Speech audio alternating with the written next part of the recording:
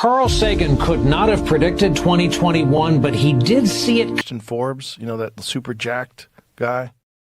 Malaysian 370, contact Ho Chi Minh 120.9. Good night. Good night, Malaysian 370. Are you ready, boys?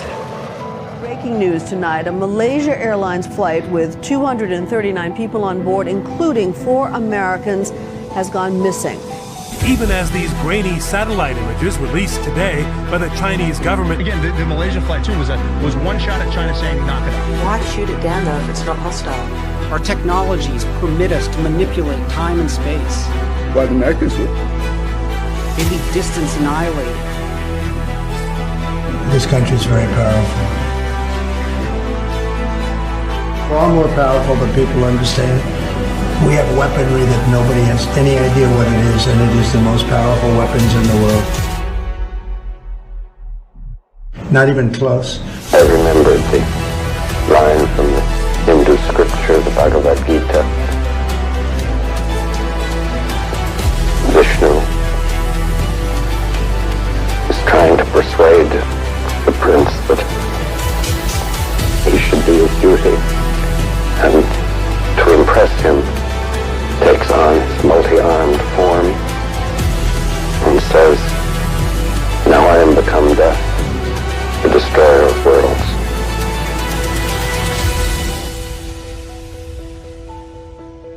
I suppose we all thought that, one way or another. Ooh-wee!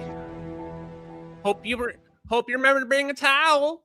Hey, chat, welcome to the live stream. Thank you right off the bat to Chaotic Good for providing the new version of the Carl Sagan clip in the beginning. I love it, guys. Sorry I was not online on Monday. I'm getting over the COVID's, chat. I have COVID. How do I know? I don't know. I just made it up. Maybe I do, maybe I don't. How do you even tell if you just have a mild cold these days? Doesn't matter. Guys, tonight, we're going to talk about the MH370 videos. We are going to talk about the fusion roadmap from the United States government.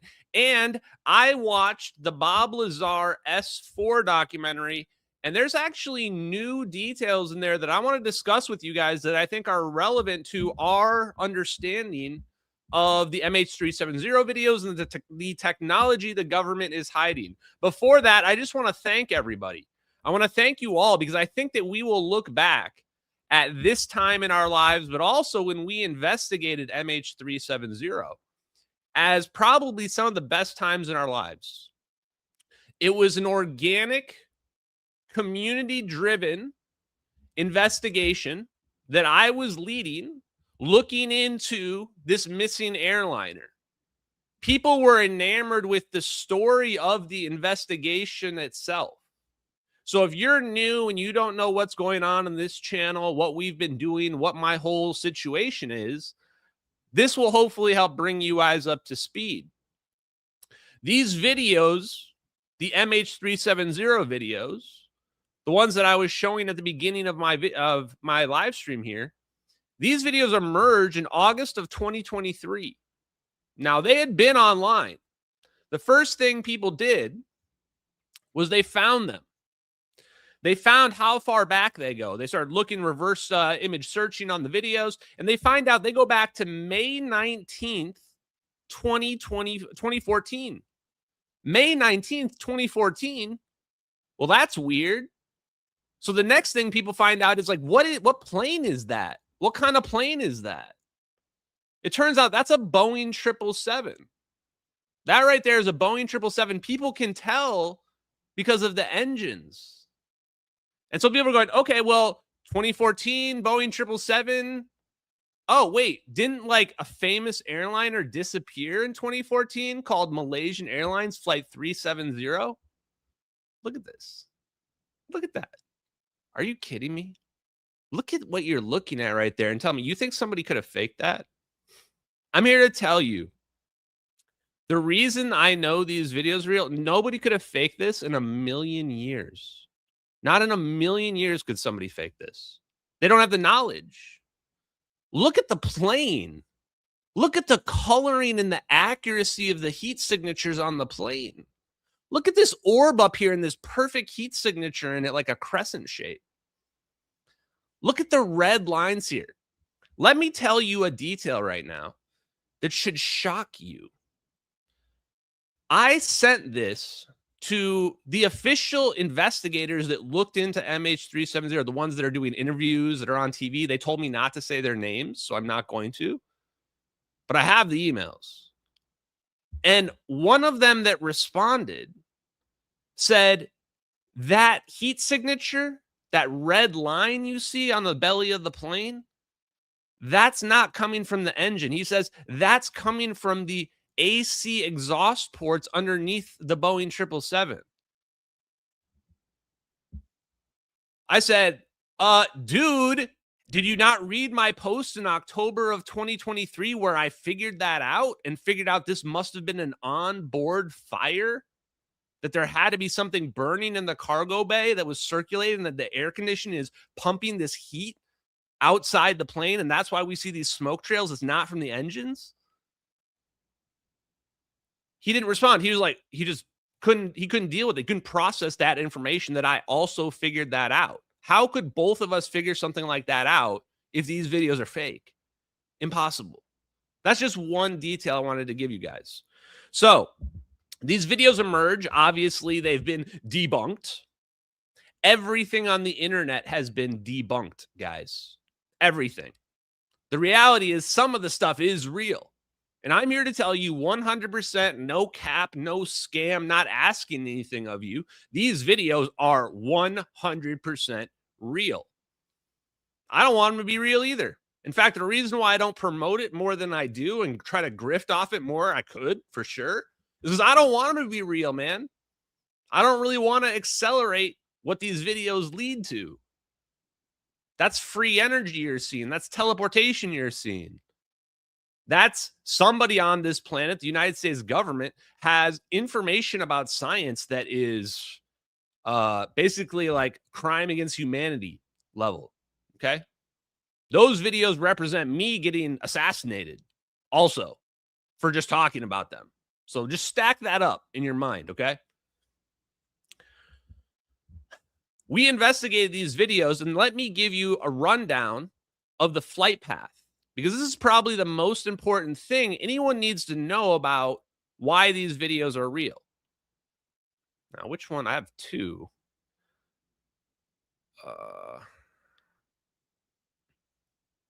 Let's just go with, okay, you know what? Screw it. We'll do it live, chat. I'm going to bring up Google Earth, and I'm going to do it live with you guys. Now, I'm going to give you just the high level of where this plane was, because this is really important for you to understand the significance of how this all went down. Okay, Google Earth time. Here we go. Woo. Perfect. Let's make it like, you know what? Let's go super big on it. Here we go. Okay, guys, get ready. Buckle up. Here you go. Malaysia, Kuala Lumpur. This is where the flight originated, and it's flying along this line northeast. Plane goes dark right here. South China Sea. This is not where the plane's getting orbed. That's weird. Yes, exactly. This plane, when it goes dark, it's not actually being orbed here. There's a witness named Mike McKay who's on an oil rig, and he sees something in the distance, fire. And then it goes out after like about 5 seconds. Just kind of ignores it, finds out about the missing plane, does the math, and realizes, I must have seen it. I must have seen it. This is when the fire got initiated, that we see the smoke later on. And so what happens if there's a fire on the plane? You turn around. This was a manual turn back. Everybody agrees to that. Manual turnaround. And if the trajectory is correct, they didn't go back to Kuala Lumpur. They were trying to go to Penang. Now, maybe the United States government already had control of the plane. No way to know. What we do know is there was no more communications ever released after this point. We do know there was a communication between another 777 pilot that was going to Narita, because they told a news reporter, but they didn't give their name. And they said they heard the plane with some static, but they couldn't make out who it was, but it sounded like the pilot. Anyway, The reason why I bring that up is because I assume there was communications, there had to be, and they just hid them. They hid them because the plane was in distress and the plane got picked up by the United States government and the communications had to be classified. Isn't that just kind of a more logical answer for why they're trying to pretend like there's no communications? Plane was definitely in communication range. Okay. Plane gets to Penang. For whatever reason, doesn't land. Plane was flying low. We know it was flying low. Cell phone. Cell phone pings a cell tower. Plane had to be flying super low. I checked. I accidentally left my phone on. Not on airplane mode. Goes out probably around 7,000, 8,000 feet. Something like that. Maybe close to 10,000. So anyway, this right here is the key thing. Why did it not land here? I presume the United States government picked up control of the plane right here. Autopilot, that autopilot thing everybody's talking about. I mean, we can teleport objects. We can remote control an airplane. That's pretty damn trivial, especially a Boeing plane, which is a United States defense contractor. Okay. Regardless, watch this. Plane turns direction and starts flying through the Straits of Malacca and the Andaman Sea. This is pretty weird. Here's the key point. This little spot right here. Let me zoom in a little bit more and make it bigger so you guys can see this. Planes flying straight. The last radar plot, this one that says military radar lost. Catherine T., a woman on a boat who I spoke to, is chilling right here based on her GPS. Based on her GPS and her boat, she's right there. And I'm looking at this and going, she had to have seen the plane. Unless this plane did a Houdini, there's no way she didn't see it. Absolutely impossible. Turns out she had a long, detailed sighting, and she spoke to all the investigators. And guess what, chat? They all ignored her. They all said she saw like shooting stars or comets or just whatever. They just made up any excuse they could. Why? Because her sighting couldn't be explained by them. Why? Because there was dark smoke coming off the plane. Hello. A real witness right here sees dark smoke coming off the plane, flying low, which is also what we see in the videos. And guess what? If you just draw a straight line, now this is a little bit bent because this is on a flat two-dimensional map, not a three-dimensional one. But if you just draw a straight line from where the last location of the plane was, look where it goes. It goes straight to the satellite coordinates. Straight to the coordinates in the second video. People say, how do I know the videos are real? I mean, how is this not proof? You kidding me? I've got multiple witnesses. I've got a witness that was right there. It saw the plane consistent with the videos. That's proof, man. I'll win in court with that easily.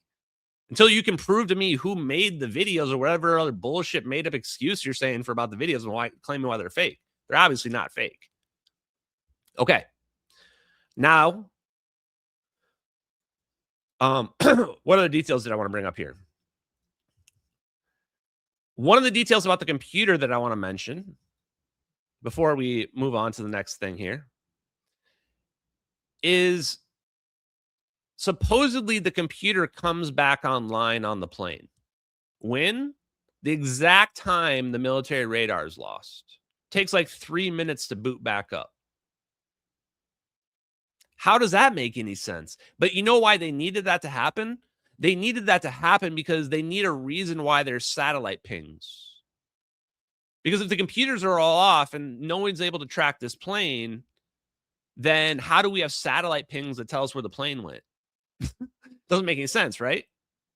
So suddenly, after we've lost trace of the plane, someone turns the computer back on to be tracked again? That doesn't make any sense. Now, let me explain why that's super convenient for the official narrative, the Fed slop chat, for the Fed slop.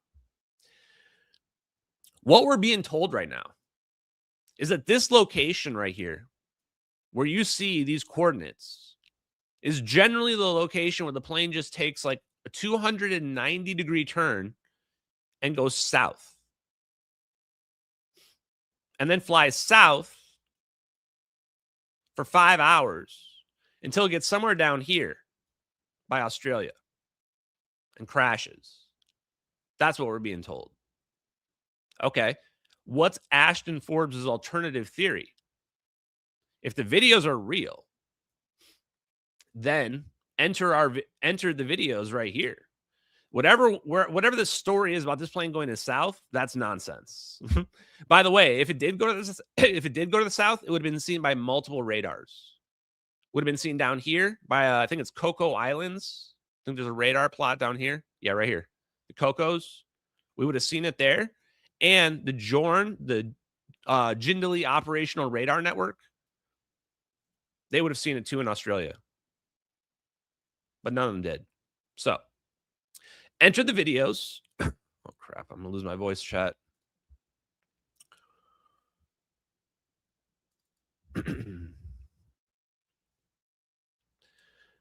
The key takeaway from these videos is that this is not aliens. Obviously not aliens. Do you see any aliens in these videos? No, use your head. It's a military operation. This is presumably wide area motion imagery. Why does it look like it's moving around like a computer screen? Because it is a computer screen. Somebody's got a computer screen logged into some software, and the software is surveillance software. You know, Palantir, in this case, it's Sierra Nevada Corporation. This is what these people are doing. They're building software that's like video playback and real time, and it's hooked up to drones, and the drones just fly overhead, and they're taking photos. It's about to be teleported. They're flying overhead, and they're taking photos, and then they're building this into video that intelligence agents and obviously covert operatives can use for surveillance. You can imagine how super effective that would be.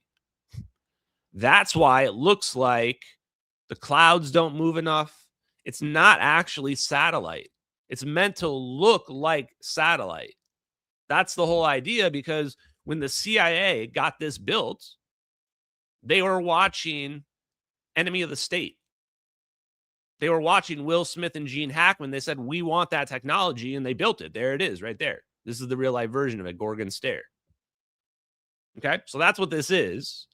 And so when you say, hey, Ashton, some people found the cloud photos that match this video, I say, yeah. The moment they found out these videos leaked, they took a picture or something like that. They put it into their AI that they have in the intelligence community, made some fake photos, and put them on the internet. Why'd they do that? For the exact reason that if these videos ever get popular, they break out the fake photos and say, no, somebody made these. And I'm not going to argue about it because I know that's what happened. And instead, I'm just going to say, whether or not you agree or disagree, doesn't matter. Just have the government release the files. I don't know why anybody is trying to argue about it. Aren't we all trying to solve what happened to this plane? Just release the files. Let me go full screen. You know what? I'm going to leave it like this. If this is an operation, the government has files about it. I have been trying to FOIA request those files, and they won't release them. Doesn't that imply that it is true? We should all simply be... Why should the government even have files about a missing airliner that we're still missing 12 years later? They shouldn't. So we should all just be aiming for that singular purpose.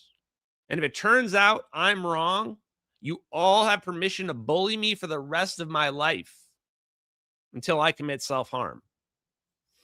I'm willing to put my life on this. That's how sure I am that these videos are obviously real. Now, at the end of that video, you saw the plane flying in a straight line, surrounded by some orbs. Okay? A, those orbs are fusion reactors. They're particle accelerators. That'll be relevant in a second. B, Did you notice how it was flying perfectly straight? Thank you, Woke Societies, for the raid, by the way. I appreciate it. At the beginning of that video, the plane is turning.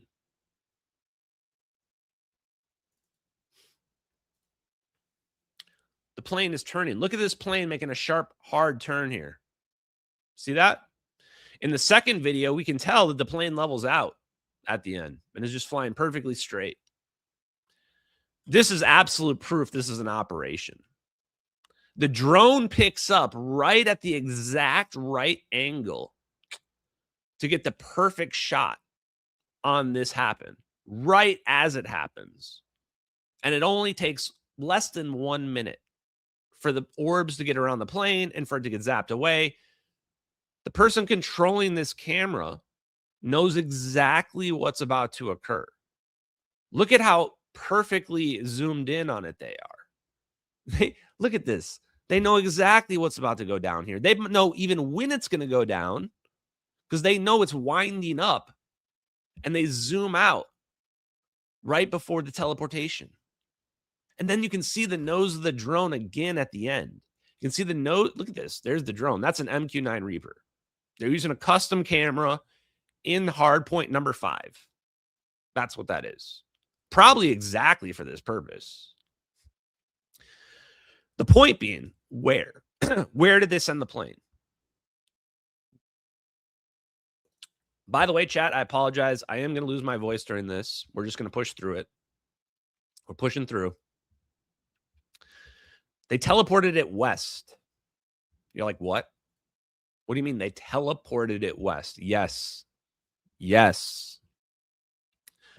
I'm just going to tell you how the teleportation works. Point-to-point system. Shoo, shoo. Number 1. Number 2 has to be directed like a railgun.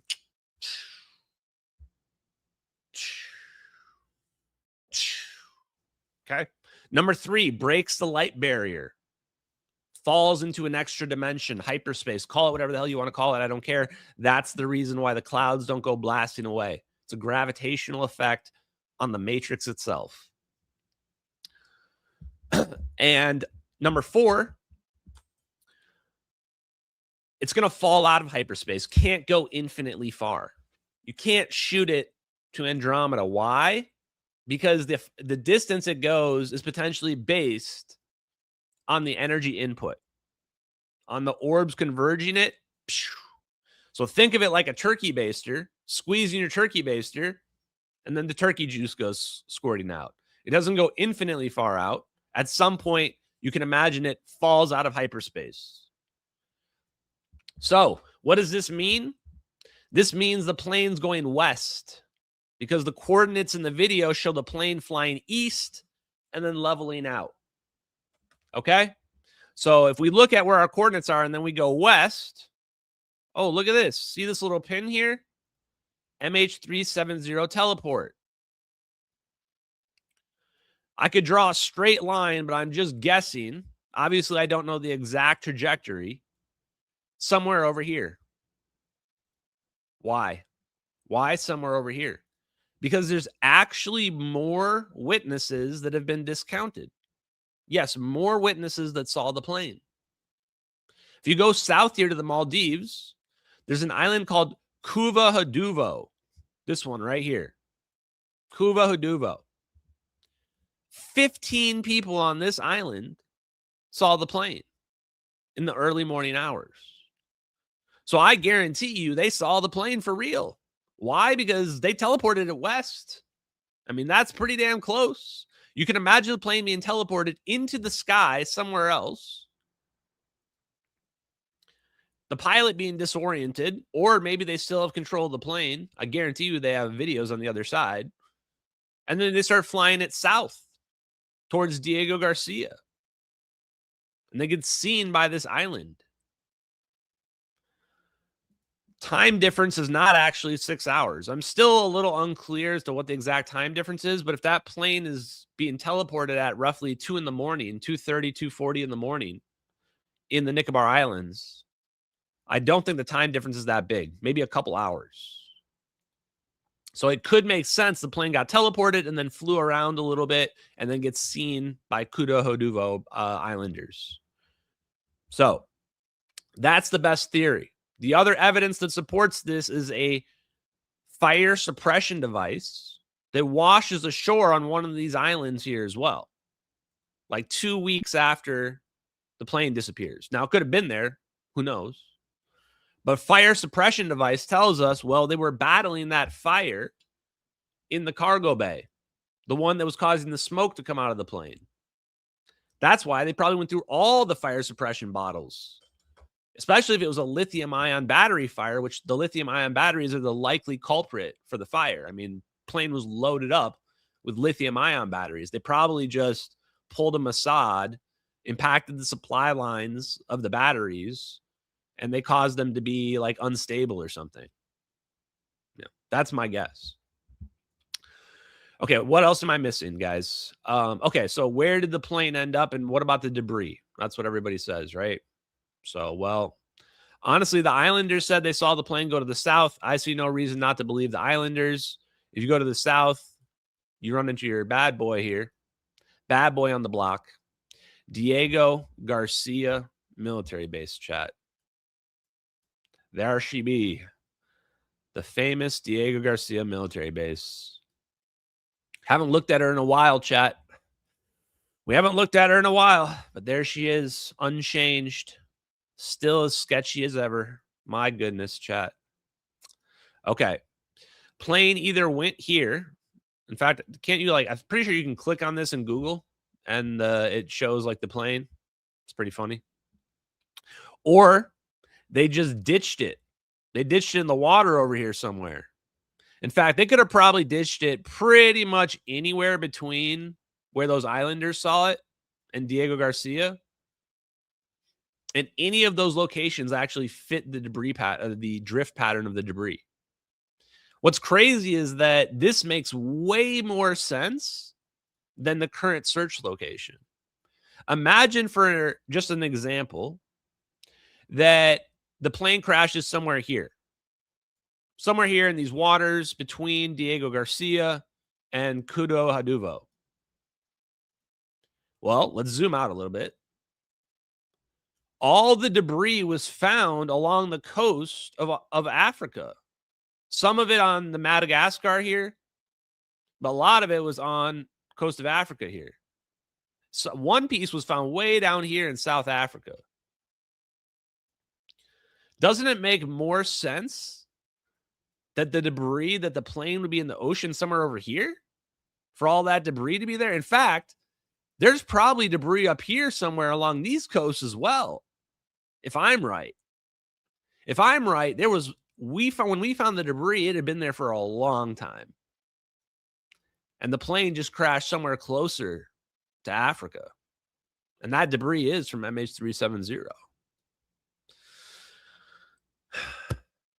So hopefully that answers your guys' questions about what I think happened to the plane. I don't think aliens took it. I think it was just humans. Humans doing human things. And that it was an operation. Oh, yeah. Why? Why do we do it? I almost forgot the most important part. It was an operation between the United States and China. China was taking those guys on the plane. They were headed to China. They had intellectual property, most likely. They could have also had physical stuff, but I think it was just intellectual property. It could have been teleportation technology. It could have been free energy technology. It could have just been advanced microchip technology. Doesn't have to be any particular kind. And the CIA was trying to send a message to China. The CIA was sending a message to China, and they're saying, stop this. Stop trying to steal our technology. In fact, they steal our technology all the time. We're playing a game where we're up here and everybody else is trying to catch up. Of course, they're trying to steal our technology. So why did we do this? We did this to show off, and we did this to put China in their place. That's why I don't even like exposing it. Feels kind of scummy to even expose it. Honestly, I'm kind of proud of our intelligence agency. I mean, I'm not proud that we had 239, innocent lives were taken. It's pretty messed up, actually. But I'm proud that we can pull off crazy stuff like this, and we have crazy technology like this, and we've been hiding this technology successfully, apparently. you know, from a pure patriotic standpoint. Okay, so I showed you guys the heat signatures on the plane. The last thing I want to bring up before I move on to the next topic is the leaker. I found the leaker of those videos. I can't even believe how crazy this is, but I found the leaker of the videos, guys. Here is the stipulation of fact for Edward Lynn. Stipulation of fact for Edward Lynn, to me, is hyper clear, especially when it comes to this charge 4 specifications 1 and 2. Why? Look at the dates. Look at the dates, guys. Let's zoom in. And by the way, keep in mind, I had already pinned Edward Lynn for this before I ever saw this document. That's the benefit of doing live streams as often as I do them, is you can go look back and you find out I already pinned Edward Lynn on this just from circumstantial evidence alone. And then we got the stipulation of fact, and it says right here that this statute, the thing that he's charged with, applied to him until May of 2014. That's the exact month the videos were uploaded on the internet. May 19th, 2014. What did I tell you right at the beginning of this live stream? Unbelievable. Has to be him. Because this second part about August to September of 2015, that's when he had the sting operation by the FBI. So they're getting him for two things here. They're getting him for the sting operation by the FBI, which is this one right here. And then the 2014 thing, which is when he was talking to his Taiwanese honeypot. Unbelievable. And it even says, and we know, they admit, he joined the VPU2 Wizards February 2014. Right here it says, I'm just going to read the whole thing.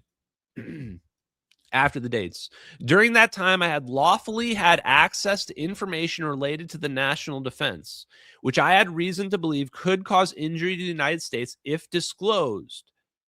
By information relating to the national defense, I mean related to the capabilities of the Special Project Squadron 2, the VPU-2, and details of the U.S. Pacific Fleet activities that were closely held. Are you kidding me, bro? We just looked at wide area motion imagery, which if you're new, you had no idea what that was before I just told you. We're looking at wide area motion imagery, and we're looking at a covert operation in the Pacific Command. Obviously, he did it, bro. Let's keep going, though. A couple more things I want to read off here. It even says specifically here, it was related to his VPU-2 Part B, right here. I had reason to believe disclosing this information about the VPU-2 could injure the United States. And then look at what he says about the Joint Task Force 519, this is probably how we're going to end up proving it, by the way. This is probably how we're going to end up proving it. I think they shut down the Joint Task Force 519 over MH370. If this timeline is correct, there's a very good possibility this entire Joint Task Force 519 was shut down because of the MH370 operation. There's actually no public reason for why it was shut down. There's not even a date for when it was shut down. It just quietly got disbanded. And Edward Lynn was a part of it, no doubt. And in this case was a part of it as well. So listen to this. During my assignment to the Pacific Fleet, I had access to closely held information that related to the U.S. Pacific Fleet activities in PACCOM area of responsibility. Some of that information was classified secret by PACCOM Original Classification Authority. That's what I'm talking about. The Original Classification Authority, PACCOM, JSOC, AfricaCom, and the Navy reviewed the evidence. They're the original classification authorities, the ones that reviewed the evidence and determined its classification. So they looked at the evidence that he leaked and they classified it after the fact or determined its classification, basically. While assigned with the Pacific Fleet and Joint Task Force 519, I had lawful access to the plan and participated in an exercise of the plan as a part of Joint Task Force 519. I assume that's how they write up special operations. Is that just how they're trying to make a special operation to sound as generic as possible? What are they talking about? The plan? Are we just handing out plans that are classified for national security? What does that actually mean? It has to be the operation, right? Like, I'm trying to think of some other context in which it could even make sense. Anyway, keep going. I understood, because of my training and expertise in the Navy and the nature of the circumstances of the exercise, that all details of the plan, including any assumptions are apparently, I had to look this up. Assumptions are like different things that can happen and how the enemy reacts. So you guys wonder, why did we teleport the plane? Maybe that was just one of the possibilities. Maybe that was one of the assumptions. Maybe one of the options of what was going to happen to the plane was being teleported. Maybe that wasn't the primary thing. Who knows? Including any assumptions were closely held by the U.S. Navy. I knew this while assigned to Joint Task Force 519, and nothing changed.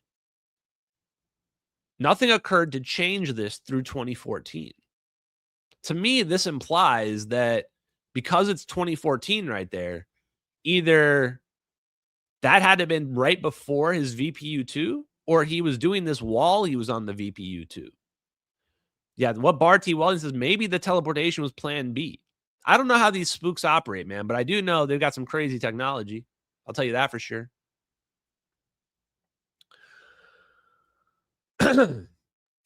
I communicated. Okay, so this part here, there's two different parts here to these next sections. This first one is the FBI informant. How do I know? You can just tell based on the dates. August to September of 2015. So it looks like, based on the dates, after May of 2014, he got sidelined. At least they're not charging him with anything related to those dates. And then suddenly they do this sting operation on him, this honeypot, and they catch him, and they get him to admit to something. I think they get him to admit that he leaked the MH370 videos. Honestly, that's probably what happened. Basically, she gets close to him after a month, and then she probably asks about MH370, and he gives away that he just tells her basically what really happened. And then they, boom, arrest him. In fact, probably right after, some point in here, he realized he was got, and he tried to flee to China because he knew how serious the situation was, I'm sure. Now, this one right here, this is the one where he leaked it to somebody, okay? So I'm just going to read this because this is the one related to 2014. And I think, what was her name? Janice Chen. I think this is Janice Chen who he gave this to. I communicated national defense information to a person not entitled to receive it, specifically Miss Janice Chen. I'm just going to say her name. I met with Miss Chen on more than one occasion and emailed with her while I was assigned to FMBE between 2012 and 2014. I knew Miss Chen was representing the political interests of Taiwan and her role at, I think that's their intelligence, whatever. Miss Chen would forward with me open source articles and ask my opinion on them. During the conversations I had with her from April 2012 to May 2014, what? This might be Regicide Anon, chat. Either this is Regicide Anon or she gave the videos to Regicide Anon. Anyway. During the conversations between April to May 2014, I disclosed information contained in the addendum to this stipulation. Holy shit. Do you guys know what the addendum to the stipulation is? That's the secret addendum that they didn't leak, that they won't reveal, that has the information in it. He says it right there. He says, to this person, I revealed the information that's in the secret addendum. By the way, there's a secret addendum to the stipulation of fact. Nobody knew that. I didn't know that when I pinned it on Edward Lynn. And the information related to stuff that they won't reveal, which is the videos, of course, is in the secret stipulation of facts. Okay. Based on my education training, I knew that the information they discussed was national security. He says, I knew this wall assigned to the Joint Task Force 519, and nothing occurred to change this. This seems to imply it's related to Joint Task Force 519. Let me remove the chat thing for a second. How do I? Oh, there it is. This seems to imply that it's related to both VPU-2 Wizards and Joint Task Force 519, which is huge because this might mean he was on the operation or had an ancillary role on the operation, and that's the reason why he had access. Crazy.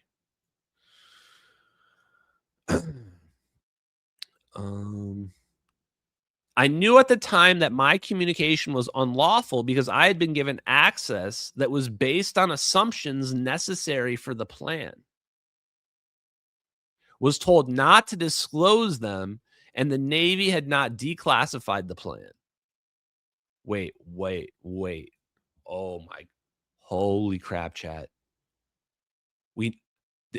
He was part of the plan. He was part of the operation. Listen to now that we know what assumptions mean, that's it right there. Listen to this. It's Yahtzee time. I knew at the time my communication was unlawful because I had been given access to information that was based on assumptions necessary for the plan. So they had said, okay, based on the certain options that occur, you need to know this. Holy let's go!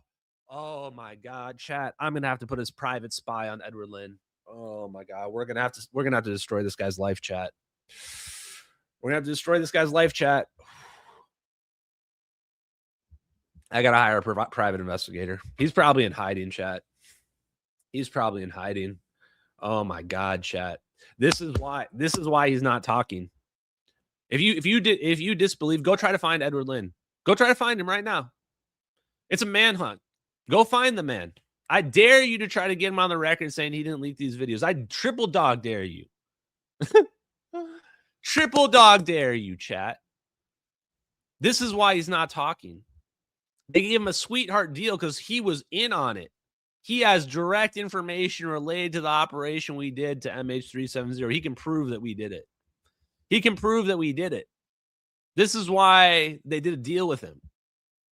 This is why the last thing I was going to show you here is they came to an agreement that the government can modify the charges however they want in exchange for lessening the charges. And Edward Lynn was all about it. Of course he was. And what did they do? They hid the videos. They hid the videos and the addendum. They might have even pulled them out entirely. That addendum might not even necessarily have the videos in them. Probably does, though. Almost certainly. Okay. Let me read the last part. Wow. The addendum contains the particular information that was closely held by the U.S. government, and communicating it to someone who is not entitled to receive it would degrade the ability of the U.S. Pacific Fleet to conduct its mission. Do you guys know what the U.S. Pacific Fleet's mission is? Do you know what Joint Task Force 519's mission was? Joint Task Force 519, military joint task force led by the Pacific Fleet Commander. Their main responsibility, at least at that time, was the South China Sea and combating China. Exactly. How convenient that it seems like the story of the videos is about a mission against China, and now Edward Lynn's entire case is about some kind of mission, some kind of operation that he had details of that he leaked to this person right here. It's all in a stipulation of fact. So crazy. I wish they would make a movie about this because I just want to watch it. I don't really want to make it because it's so much work, but I want to just watch it. It says right there, the addendum contains the information. Okay, so he says he made the conscious choice because of his trainings. He knew it was unlawful. Okay, so last thing, I think that's it. I mean, here's his lawyer, dude. People reached out to his lawyer, Larry Youngner, right there. That's his signature. This guy signed it. Larry Youngner, right there. He told somebody that the feds brought satellite video into the case when they asked about satellite video, because the video was called satellite video. So, I mean, you can see why the lawyer has been dodging me. You can see why the lawyer changed his number. You can see why Edward Lynn changed his name, legally changed his name. That's not his name anymore, but only changed his name not when he got out of jail. He changed his name after I started outing him. Okay. Anyway, somewhere up here is the agreement between them where they agreed to edit the document, edit the charges. Where is it? Somewhere right around. Whatever. You guys get the point. Okay, guys. That's the MH370 videos. So at the end of the day, believe it or don't believe it, I understand why it seems impossible, but that's what happened on the plane. And because that's true, that means any and all evidence that comes out must confirm that, right? So this means they're never going to find the plane where they've been searching down there in South Indian Ocean. It never was even anywhere close to that location. Pretty obvious. And because I'm not Candace Owens, how do you prove me wrong? Well, think about it. Number one, get Edward Lynn to say he didn't leak the videos. I'm telling you who did it. Number two, get the United States government to say they didn't do anything to the plane, or get them to release the documents they have on the plane. Number three, find the plane. Where's the plane? You say you know where it is. You say you were tracking it to the South Indian Ocean. How come you can't find it? Or find the hoaxer. Somebody hoaxed these videos. They made these videos. Sure they did, bro. Okay, bro. Sure they did. Okay, find the hoaxer then. I found the guy that leaked them, so there's no excuse not to be able to find the hoaxer. None at all. If I can find the guy that leaked the videos, you can find the hoaxer of the videos. Try a little harder, little bro. Try a little harder. They know that what you're going to find is when you look into a lot of these debunkers, you'll find they're not honest at all. You'll find that they are manipulating stock effects and effects to try to get them to match. You'll find that they're framing things dishonestly, intentionally so. But I get it. They have a job they have to do. You know, it's not fun to have to lie. Okay. Let's move on to the next thing. Thank you guys for listening to my MH370 TED Talk. It was a little bit longer than I expected.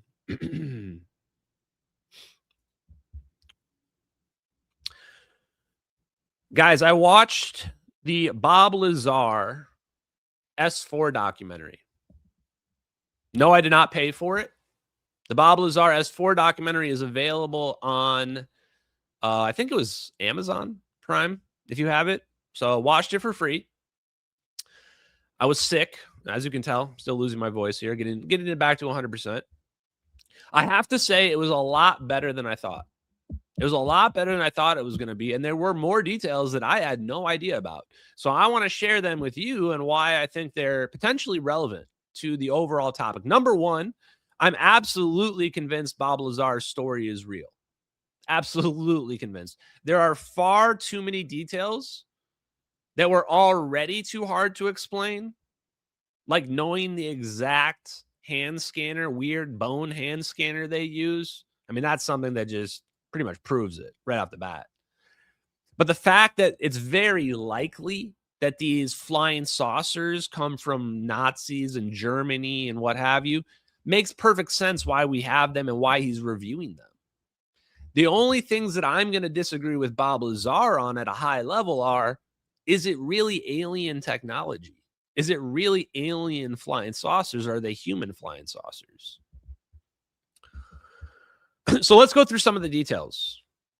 Some of the key details that at least I found were relevant. Number one, And these are mostly just new details or updates on details I didn't know about. So if you want to go back and watch the Bob Lazar review, I think I did a full live stream about my understanding of the Bob Lazar situation just like a week or two ago. The backwards American flag. There was a backwards American flag decal on the flying saucer that he was looking inside.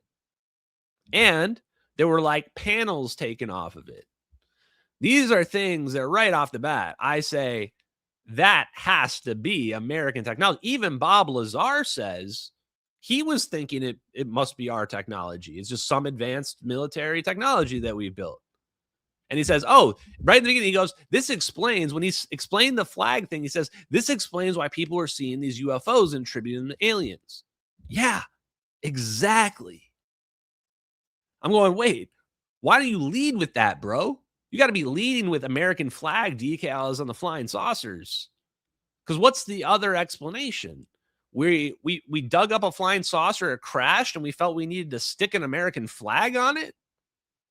Why? We're like tagging it? This is ours. Why? In case China comes and steals it? Can't they just like rip the decal off?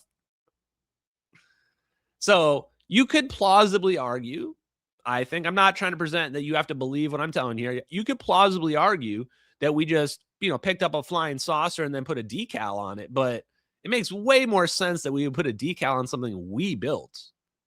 Okay. Now, the other thing is a high level. Bob Lazar presents his story as though he's meant to reverse engineer this. This, to me, I think, is the big leap, the assumption that goes wrong. What if he's not there to reverse engineer it at all? In fact, here would be my counter argument. If Bob Lazar says, my goal was to go there and reverse engineer this technology, that's what they wanted me to do, my response is, okay, what did you reverse engineer? Tell me literally any one thing that you reverse engineered or came up with even a theory for, or anything that you presented to anybody related to reverse engineering it.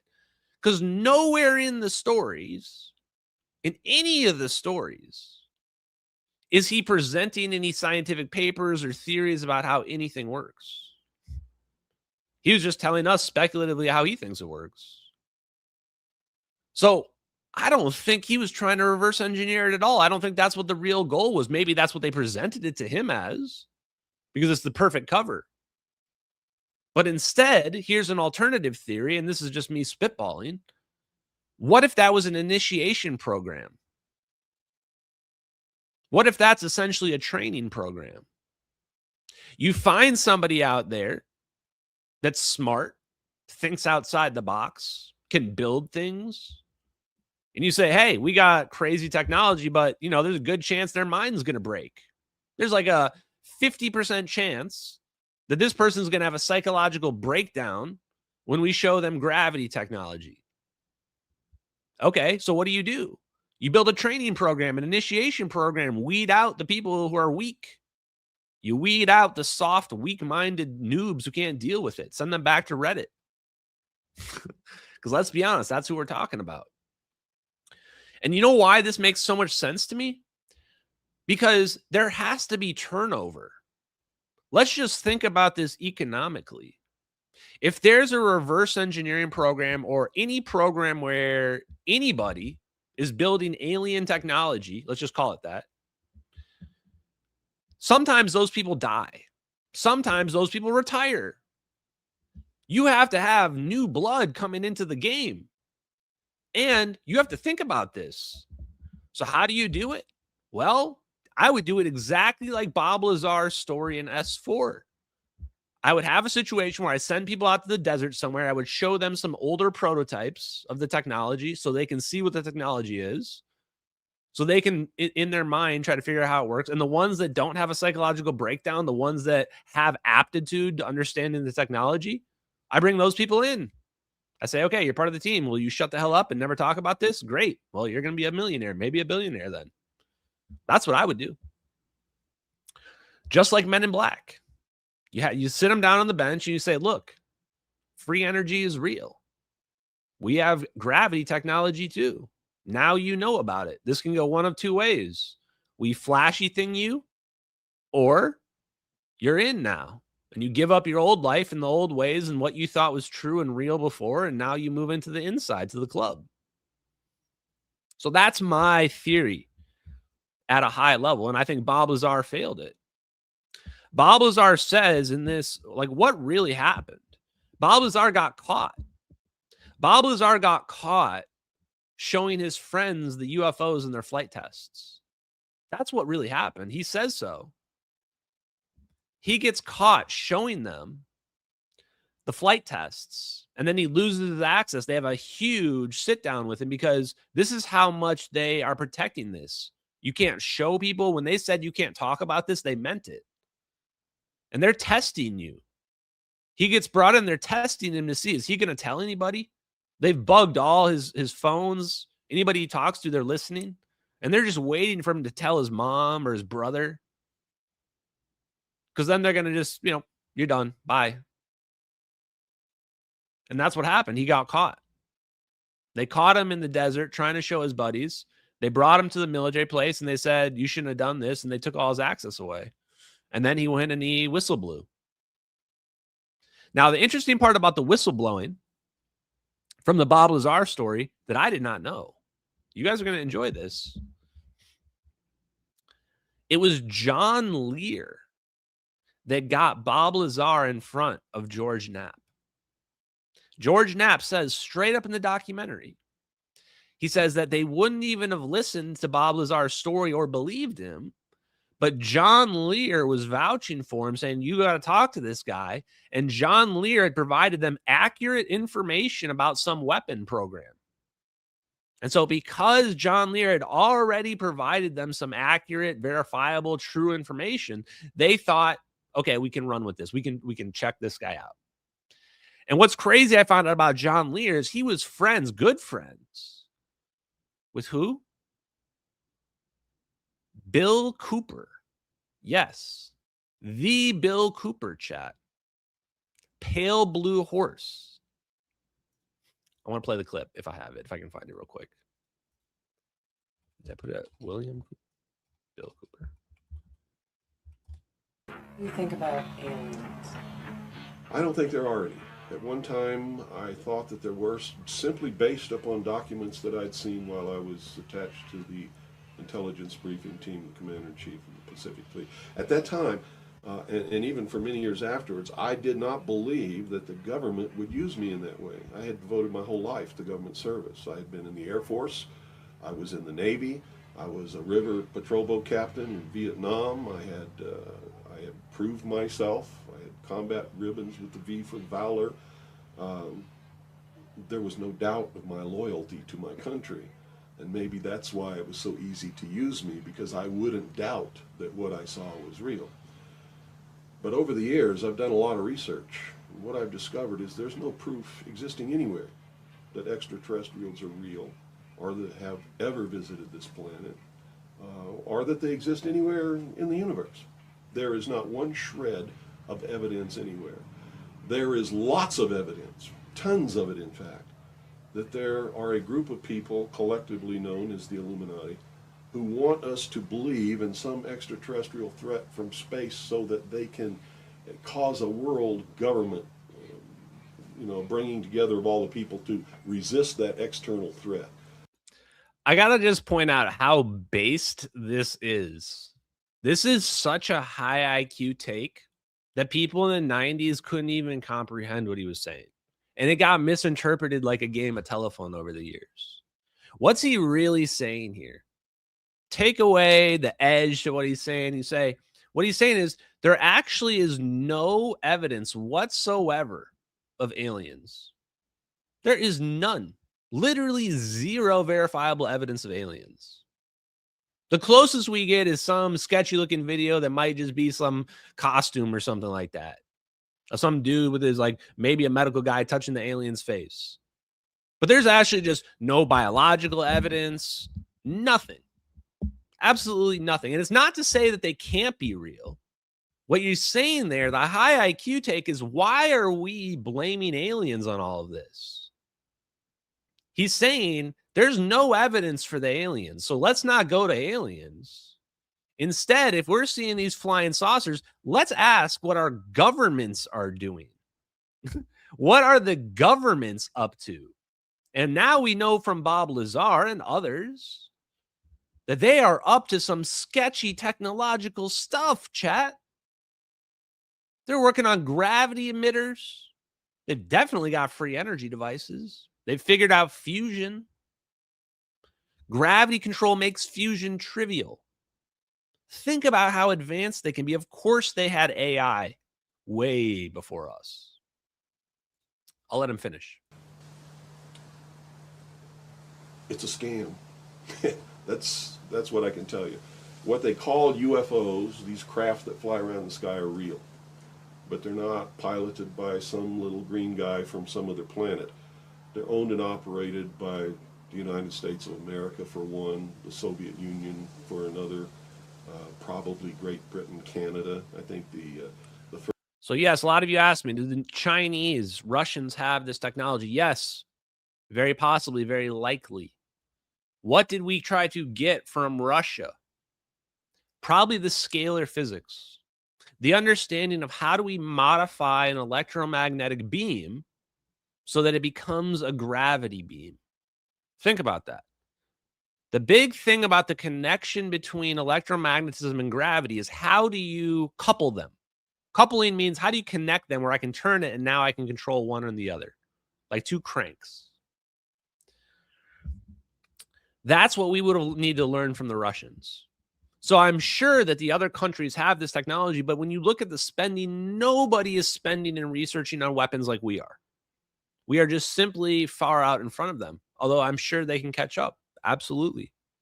From a geopolitical perspective, I would say that's why we are attacking Iran, destroying Iran even.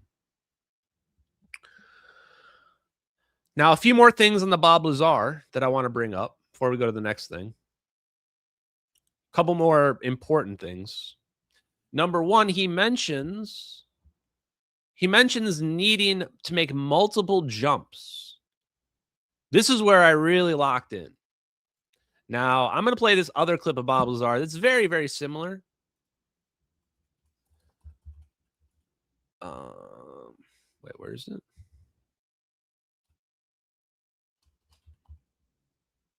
One sec. Okay. Thought I had it. Maybe not. Okay, well, Bob Lazar, I'll pull it up on my Twitter account, actually, sorry. Bob Lazar points out that there are 3 gravity emitters underneath these flying saucers, and when they point them and connect them together, they can pull space towards the object. This is exactly what we're seeing happen with respect to the teleportation. I mean, maybe it's being explained slightly differently, but it's substantially the same thing. And so he brings an additional detail up, which is that they have to make multiple hops on its side. They have to make multiple hops to pull this off. Now, I'll explain right after I play this clip why the multiple hops is so important. Well, on the bottom side of the disk are the 3 gravity generators. When they want to travel to a distant point, the disk turns on its side. The 3 gravity generators produce a gravitational beam. What they do is they converge the 3 gravity generators onto a point and use that as a focal point. Then they essentially bring them up to power and pull that point towards the disk. The disk itself will attach onto that point and snap back as they release space back to that point. Now, all this happens in the distortion of time, so time is not incrementing. So the speed is essentially infinite. So on the bottom side of the disk. So Bob Lazar is saying you can go faster than light, basically using an extra dimension, saying the exact thing I just explained about this plane, like a railgun. And that the speed is potentially infinite, because from the outsider's perspective, you're just literally just hopping through a shortcut that we can't see. So the distance now, in theory, could be forever. But here's the problem. Even if I railgun you through an extra dimension, you likely still have to worry about the gravitational forces of the celestial bodies. What I mean by this is you don't want me to railgun you into the sun. Because if that happens, you might get stuck in the center of the sun due to the gravitational pull. So this is a situation where you probably have to set up a series of hops. If I want to get to a different location in the universe, I'm going to have straight line hops from one location to the next where I avoid the celestial bodies, where I avoid the giant balls of mass that have a huge gravitational pull. So I'm essentially going to be slingshotting around the universe using this form of teleportation. To me, that means it's almost certainly going to be like jump gates, warp gates in sci-fi, where there's specific points that are the most ideal points to do a jump to the next location, like a highway. I thought that was wild because that fits perfectly with the exact kind of teleportation that they're doing to that plane that I'm able to deduce just from the videos.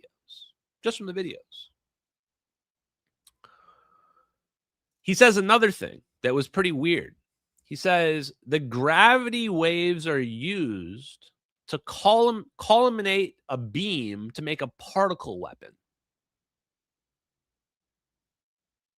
Wow. What he's saying there is you can control a particle beam because you can basically cause things to move whatever path you want them to follow. So you can turn this into what? A particle accelerator. That's what he's saying. You can use this gravitational warping to make a particle accelerator. Well, what am I telling you guys those orbs are? Fusion reactor, energy, particle accelerator, gravitational effects. In fact, Bob Lazar says when he opens up the gravity device, flips it open, he says there's a ring going all the way around it. And he says he wondered if that's not a particle accelerator. Exactly. Why? Remember the spinning superconductors? Superconductivity is super important because you want zero resistance. So your electrical current is potentially only limited by what the material can hold. So he even brings up the idea of particle accelerators being involved in this. I find that totally wild. The other thing he mentions is that they must have been talking somehow using a different communication mechanism. He says if somebody was inside the craft, how are they talking to them? If there's a gravitational bubble around the craft, the electromagnetic waves can't penetrate. So he sat there and he says, I couldn't understand how they were communicating to the craft. Quantum communication, chat. This would imply, if this story is true, they already had quantum communications in the early 90s and the late 80s. Already had working quantum communications. They were able to penetrate the warp bubble and still communicate with the person on the inside, which is what Hal Puthoff's patent is. Early 1990s patent. Communication device. I know, very specific. It's literally a device that can communicate through mediums which EM fields cannot, like plasma, salt water. Hal Puthoff himself. And if that's true, then that's a good example of the type of how the technology leaks out. 10 years after Bob Lazar already saw it, Hal Puthoff is patenting it 10 years later. Okay.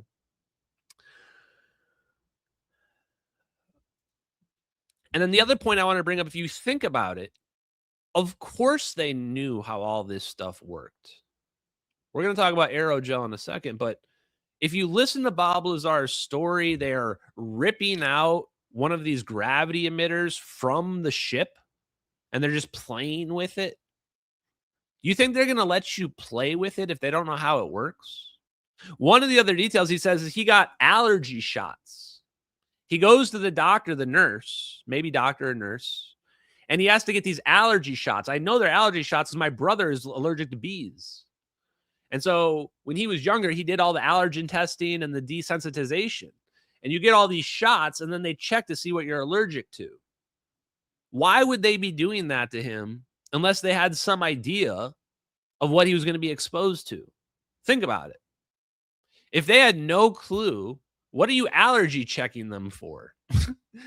You don't even know what you're allergy checking them for. Just check to see if they just randomly have any allergies. Doesn't make any sense. You only do that if you have some idea of what you're dealing with and what you're concerned the interaction is going to be. I'm trying to think of what other stuff. But this is why, in general, the feel of what Bob Lazar says, to me, I can't think of any reason why I would think they're trying to figure this technology out for the first time in Bob Lazar's story. They're flying the planes around. They're bringing random people to the facility and showing them the technology, like Bob Lazar, who's like complete newbies. To me, the only reason why you're doing this is because you've already got the technology figured out. And I think that's the big secret, is that they've been leading people astray, letting people think that we don't have this technology. We can't figure this technology out. When in fact they have. They've been very successful at figuring it out. And probably the bigger issue is the brain drain. People retiring, dying, disappearing. How do you bring new people into the fold without the whole thing being exposed? That's probably the bigger issue. Welcome to the stream, Martin Fleischman Memorial Project, also known as Bob Greenyer. Guys, give him a follow if you have not been checking out his content. He's an experimental engineer who has been proving plasmoids and plasmoid research is real. The same kind of research related to those fusion orbs you see. Let me see what else here. Aerogel. This is probably the biggest reveal of all of them from the Bob Lazar. He says that he was actually transporting the element 115. Now, I am not convinced you need element 115, but I also wouldn't rule it out. Could there be a super heavy element we use for fuel? Sure, I don't see why not. We already do fission, so why wouldn't we be able to, right? So it's not that it can't be real. It just seems unnecessary. Fusion is much more efficient. Any civilization that's figured out fusion, I don't see a reason to even have fission anymore, personally. Not if you can pull 0-point energy out using fusion, then we really don't need it. So, anyway, this element 115 is specifically machined, built by the U.S. government, according to Bob Lazar. He says they specifically machined this element. Now, here's an alternative theory for you on the element 115. What if it's actually like a microchip? What if that wasn't some radioactive material, some isotope of moscovium? What if it was actually a microchip, a super detailed atomic level microchip that was built in such a way to amplify gravitational waves naturally from the medium? That would make more sense to me, because they didn't have any, it didn't seem like Bob Lazar was wearing any radiation material. If you're having some kind of isotope element 115, I would imagine people would be full in a bubble, not just handling it, walking around with it. That's my impression. The other thing, though, the aerogel. My goodness, the aerogel, chat. I think we figured out something big with this aerogel thing here. Bob Lazar says when he was transporting the element 115, it was encased in this weird substance that he didn't know what it was at the time, but later on finds out it was aerogel. Now, what is aerogel? Aerogel is a very specifically chemically engineered material that is super resistant to heat, not thermal conductive, meaning you blast a bunch of heat at it and nothing happens. So I did a little Googling, and I found a deleted post. I'm just going to read it. It says, aerogel is used in thermonuclear weapons to create plasma from the first stage fission explosion that enables the second stage fusion explosion to occur. It was invented in the 30s, but it was not widely available until at least the 40s. It's actually never been widely available. Now, in addition to this, flashback to one of our previous live streams, and we spoke about Fogbank, the secret nuclear material that the United States government forgot how to make, that they had to go reverse engineer their own material to figure out how they made it. And it's speculated it was an aerogel. Well, chat. The secret nuclear material, an aerogel that can be used to create a plasma from the first stage in a thermonuclear fusion bomb. Well, I had a different thought. And it turns out, friend of the show, let me find his post. I don't want to do him any injustice here. Other people were having a similar thought.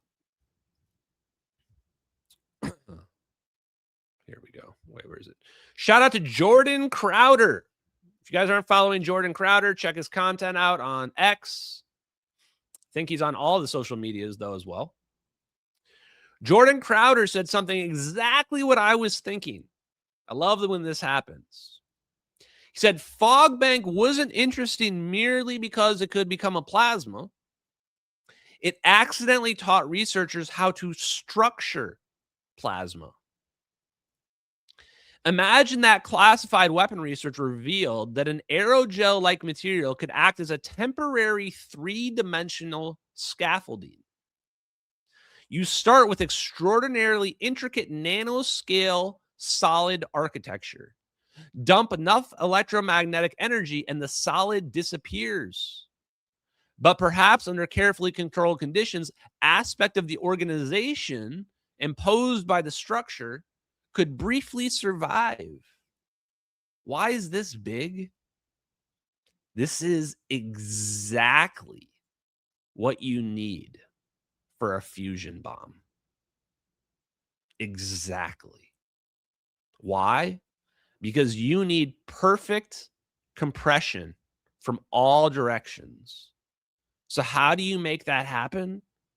You soak your Fogbank in boron 11. You soak it in the fusion material, the fusion fuel. You don't just have the Fogbank, you put the fuel inside the Fogbank. And the Fogbank is your fusion bomb. And all the fusion materials in the exact right location, so that all you have to do is squeeze it. All you have to do is squeeze it, and it's going to give you a perfectly efficient explosion. Perfectly efficient explosion. And you know why this is so big? If this live stream gets shut down or I get arrested, you'll know this is true, by the way. Kind of joking, kind of not. The reason why this is so big is because they were trying to make pure fusion bombs. And this material is supposedly very difficult to produce. So hard that we had to find out how to reverse engineer it. And you say, well, why would it be so hard? Any material that you just mix it together. It's not that the mixing together is the difficult part. The difficult part is you need all the fusion fuel to evenly disperse throughout the Fogbank. That's the trick. I might be teaching our adversaries how to make thermonuclear weapons here, by the way, chat. So I'm just going to go ahead and say I'm absolutely speculating. This stream is for entertainment purposes only. And I don't know for a fact that any of this is true. Nobody has leaked this to me. But in my heart of hearts, I feel it to be true. The hard part would be taking your fusion fuel, deuterium, tritium, your helium-3, your boron-11, and getting it to perfectly disperse evenly throughout the aerogel. Because once you figured that out, then you basically have a ready-to-go fusion bomb. Wow. Bob Lazar. Bob Lazar is bringing the heat. And this makes it even more likely to me. This all comes from nuclear weapons. This is all connected to nuclear weapons. The Edward Teller connection to Bob Lazar. Bob Lazar having this Element 115 encased in Fogbank. Why is there Fogbank involved in this at all? You look at all this and you go, this is related to nuclear weapons, and this is where nuclear weapons went.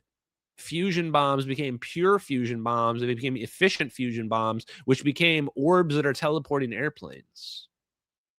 They figured out how to make a wormhole from fusion bombs. Okay. Whew. And they might have figured out how to make particle accelerators, or at least really crazy ones, from gravity manipulation, or maybe a combination of one leads to the other, which leads to the other. So that's the Bob Lazar story. I personally think he must be true, but I think it also explains why we've been misdirected down this alien path, is that Bob Lazar came to the conclusion of the aliens. Oh, the last thing I need to address is the chairs.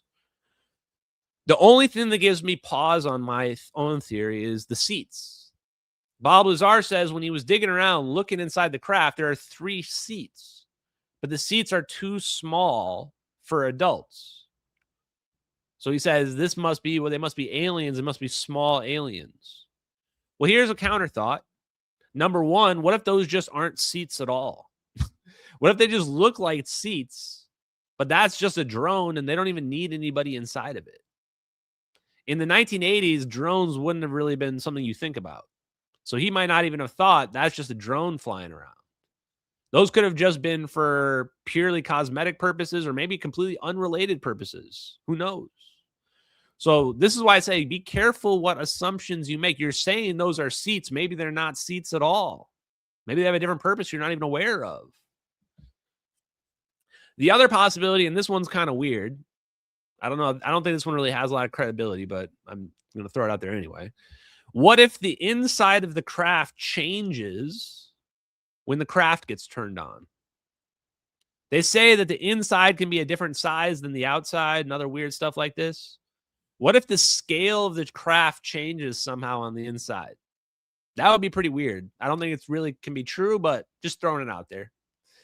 And then all of a sudden the seats just get bigger and then it's like adult sized. I don't know. There you go. Okay. So those are my thoughts on the Bob Lazar situation. Let's go now to disclosure, the disclosure efforts. So I've been seeing the consistent push by the disclosure community, including Congressman Burlison, to get this information out. Let me pull this up. Where's his post? Here we go. They hover in place. They go from a dead stop to Mach speed instantly. I'm not here to tell you what they are. I'm telling you the people briefing me say they don't know either. That's the problem. Yeah, fake disclosure circus. I have to be honest. I'm going to be nice, but I'm going to be honest. This is all performative. Why is this so performative? You're trying to tell me aliens are real. You're trying to tell me it's so important, but everything you do is just so performative. I'm getting absolutely no answers here about anything. They don't know what they are. Do you really believe that? I hope you're not ignorant enough to believe that. If Bob Lazar's story is true, they've been at a minimum studying them since the 80s. But more likely way, way, way before that. They've got no idea where they are. Didn't they admit that they upgraded the radars? And then suddenly they started appearing. So they must have at least some idea. Because they upgraded their radars and they started seeing them. So whatever they did to upgrade the radars clearly made it so they were now visible, right? Let's go to the other post. And yes, to the point, they know. And now we have this push for this disclosure amendment where they're trying to get immunity for these people. And part of me kind of wants them to get it because nothing is going to come of this. Even if they get what they want, nothing is going to come of this. Let's be real with each other here for a moment, everybody. What exactly do these people want? They're saying, give me immunity so I can tell the public what I know. Well, they're pretty much saying what they know, and they're saying there's aliens exist and we've got crash retrievals. You can tell the public that, but unless you bring evidence, nobody's going to believe you. How do I know? Well, I've been trying to explain what we did to a real plane that's missing, and nobody believes me, even when I have military videos of it happening. So if you come out and say, oh, yeah, Roswell was totally real, I saw the documents, doesn't matter. Doesn't matter. You can also, we can give you permission to come out and say the aliens are real, and you can talk about all the different kinds of aliens you want. It's not going to move the needle at all. Look around on the internet. Nobody outside the UFO community is talking about this. Nobody really cares outside the UFO community. We're not against it. Just don't care. So, let me go to one of these clips that I'm talking about here. James Fox has been leading this. And honestly, we reached a point where I honestly feel bad for these people. It's not personal. A lot of these people slighted me with malintent, malice in their hearts, hate in their hearts. And you know what? They'll get what's coming to them at the end of the day. Absolutely. But I have nothing personally against any of them. Here, the Congressman or James Fox has been hard pushing for, I don't know exactly what they want. Let's just listen. Here we go. Here's Dylan Borland. Dylan Borland, who doesn't believe the MH370 videos are real. And by the way, Dylan Borland, based on his interaction with me, he seems to think that I just got lucky. Dylan Borland seems to think that the videos are fake, but that I found out about the physics. That's the subtext to his reply to me.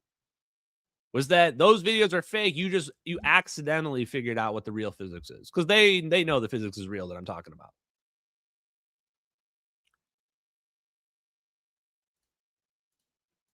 My name is Dylan Borland, a former geospatial intelligence analyst for the United States Air Force. I'm here today to ask President Trump to declassify all the records regarding UFOs and UAP that were currently brought forward by whistleblowers such as myself and everybody before and after me, both known and unknown. I can tell you with certainty that I provide evidence of current operations to ODNI, Aero, the ICIG, as well as Congress and their staff. We are doing this in hopes that President Trump will actually come forward and begin to lead on this subject and provide truth and transparency to the American people as well as humanity as a whole. It is hopeful for myself and others that bringing these videos to the president, that he will come forward and provide leadership to a new reality for not just America, but all humanity. Thank you for your time. A new reality for all humanity? I'm telling you, these people actually think they're in a Marvel movie. I mean, until these people wake up and realize this isn't how it's going to play out, this is never going to be successful. I'm not trying to rain on your guys' parade. And I see people say, Ashton, you don't know it all. I don't know it all, but I do know one very, very important detail. They have figured it out. They have figured out teleportation and free energy. And that is a huge detail. End of the day, I don't know if this comes from aliens or what have you. I don't know if it's all a big cosmic consciousness. I also just don't really care. Ultimately, my objective is to get the truth about that missing plane. Because these guys are talking about operations. Yeah, I've got an operation for you. It's called the MH370 operation. I found the guy that leaked the videos and the operation and the plan. But none of you guys are interested. This is the big reveal. This is the big tell. This is where they're telling on themselves. This is like Hassan Piker coming out and saying, I think Charlie Kirk was killed by Tyler Robinson, but I'm going to go ahead and support Candace Owens because she's destroying the right. That's where we reach this point here. Is these people are saying they want to reveal an operation. They want to reveal our secret UFO reverse engineering program. But when I roll up and say, hey, here you go, here's the proof. Here's the proof of us doing it in black operation using this technology that you're talking about. They all block me. They all block me. as if they're too smart for me, that I don't have it right and they've all got it figured out. Isn't that weird? Why would the very people who are supposedly whistleblowers for the truth, but they can't whistleblow until you give them amnesty, even though whistleblowers already have protection, why are they blocking me when the only thing I'm doing is saying that we've got it figured out? It's almost like they might have a vested interest. They might be controlled by the government. They might be protecting national security because they're only trying to reveal that aliens exist, but they don't want to reveal that we've got teleportation technology because it's a national security issue. We need that to fight against China and Russia and Iran, whatever. That's my impression. Let's see. I think there's one more video I want to take a look at. Let's go back to this. These guys are all just retweeting each other too. This is the thing, is the reason why this seems so performative. It's not just that this is like a cringe, kind of not even TikTok worthy video. It's all that they all retweet each other. It's so fake and inorganic. It doesn't come from grassroots. It's like they're all in group chats with each other. Okay, tomorrow we release the Borland video. Everybody get ready to retweet it. Yeah, it's contrived. Exactly. It's so contrived. Doesn't feel organic. Like MH370 videos, people are fighting for it because we're not getting answers and we know they're lying. With respect to this, it's like this feels like this is something that was planned out. They already knew what was going to happen. Oh yeah, here's the Matthew Brown one. Oh my God, Matthew Brown. This guy, I don't think I've ever interacted with him, but he's got me blocked too. Pretty much all of them do. Here we go. My name is Matthew Brown. From 2018 to 2025, I served as a national security contractor supporting the Department of War and the Department of State. In these roles, I was entrusted with our nation's most sensitive intelligence at every level of classification, along with operations designed to counter our adversaries' most destructive capabilities. Beginning in 2023, I provided sensitive information to Senate and House members regarding unidentified anomalous phenomena, technologies of unknown origin, and non-human intelligence. I also authored the document known as the Immaculate Constellation Report, the public version of which details evidence of long-standing United States government awareness of these subjects. The American people in Congress have not heard the whole truth because secrecy agreements and active threats prevent me from speaking freely. Mr. President, I respectfully ask that you release me from all relevant secrecy and non-disclosure obligations and protect my family from those who wish to harm me for telling the American people the truth. I'll help you out. No. No. How does that sound? How does no work for you? No, you're not released from your national security obligations.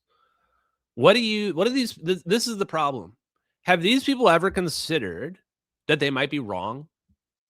Have these people ever once in their minds thought, that's not aliens I saw in those videos?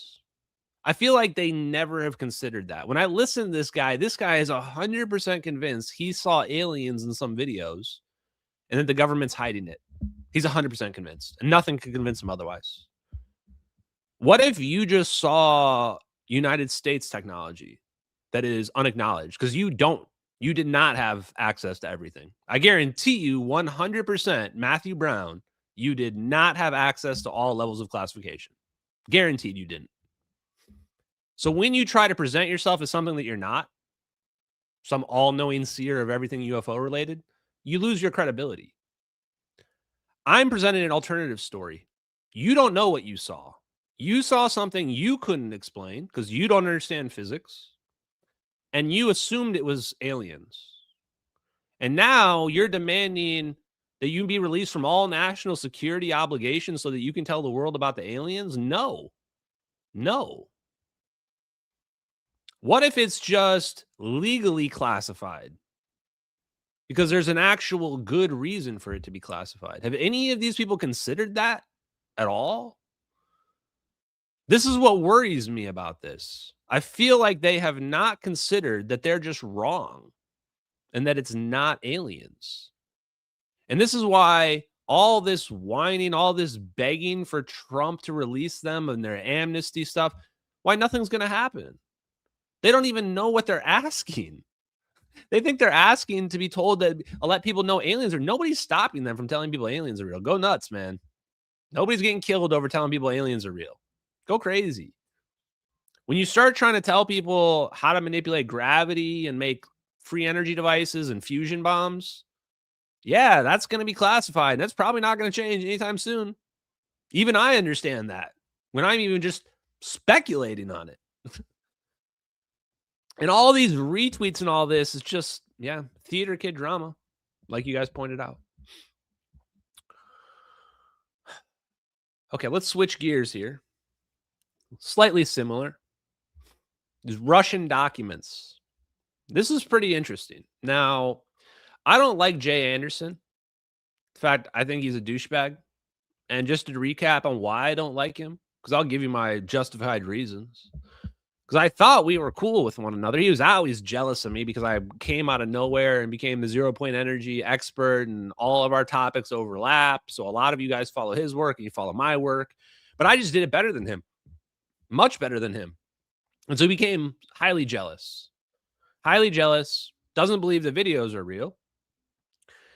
And so I met him in person at the Cosmic Summit. I mean, we were just having drinks at a cocktail party, right? Chatting. And then he comes out and goes online and just snakes me out of nowhere for no reason.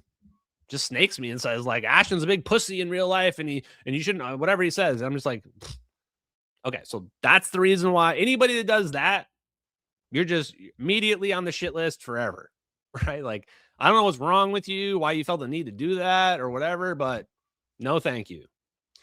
Anyway, this content that he posted, somebody sent him a bunch of documents in Russian. And I'm just going to go ahead and spoil it for you and what they are and just get ahead of it. And the reason why I'm going to do that is mostly just out of spite. Because he got super pissed off when everybody was replying to him saying, send these to Ashton Forbes. Now, I did not direct anybody to do that. So I can already see people trying to claim that I told people to go do that or something. No, I didn't do that. So if you go through this here, I've got this guy muted. So the only reason why I ever see his stuff is because you guys ping me in his stuff. So you go through here, you can see all the pings to Ashton Forbes on here. It's actually ridiculous. Look at how many pings there are. So this triggered the hell out of him, chat. This triggered the hell out of him. Stop telling me to contact Ashton Forbes. I don't like him at all. He's not the be-all and end-all of ZPE research, and there are far better people to contact who don't act like him. Stop. Jesus, chat. You know how hard it is for me not to fall back into my villain arc when people are acting like little babies like this? I mean, my goodness. Is anyone even just trying to get the truth anymore? Or is everyone just a little 4-year-old? Okay, so here's the documents. This one I thought was interesting right off the bat. This right here looks like counter-rotating fusers for a fusion reactor, just like Salvatore Pais's patents. Look at that. Can I zoom in, or is this one you can't zoom in? I can't zoom in on this one. So I'm not even going to lie and pretend like I even spent any time translating this. I spent 0 time translating. In fact, I just was looking through the replies, and I saw a dude already translated it. Where is it? Somewhere in here. Here it is. So this guy already translated it with Grok, and I looked through it and it seemed pretty accurate. I mean, I don't know. I can't read Russian. But right off the bat, says right here that the ether is made up of positive and negative virtual particles. Says it right there. The first page is about the ether being made up of the virtual particles, the 0-point energy. There you go. Ba-boom. We'll take it. So, yeah, I mean, turns out this is about 0-point energy. And it makes some pretty interesting claims. The second page says that we can make ball lightning if you have spherical magnetic compression.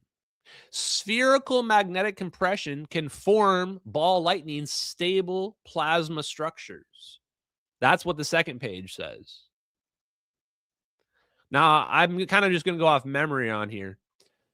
But this page here is interesting that there must be, if there is a fusion process where stars are making water, hydrogen, oxygen, then the reverse must be true. Now, why is this important? Because I could tell where it was going here. One of these documents, one of these pages, implies that stars themselves are pulling energy from the 0 point energy. That there's actually an entropic connection between the stars and the 0 point energy. So I thought this was huge, because this is what I was saying, is that if there is this 0 point energy out there, then stars, if fusion can tap into 0 point energy, then stars must be tapping into 0 point energy.